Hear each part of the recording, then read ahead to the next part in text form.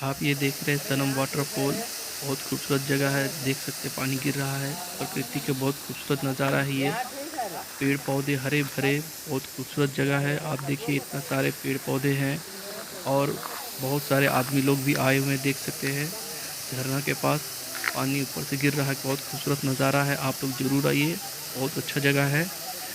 प्रकृति का मजा लीजिए, देखिए कितना अच्छा है। आपको सामने से दिखा रहे हैं कितना खूबसूरत झरना पहाड़ से गिर रहा है नीचे। एक बार मैं जरूर बोलूँ, जरूर आइए सनम वाटरफॉल परिवार के साथ गंगा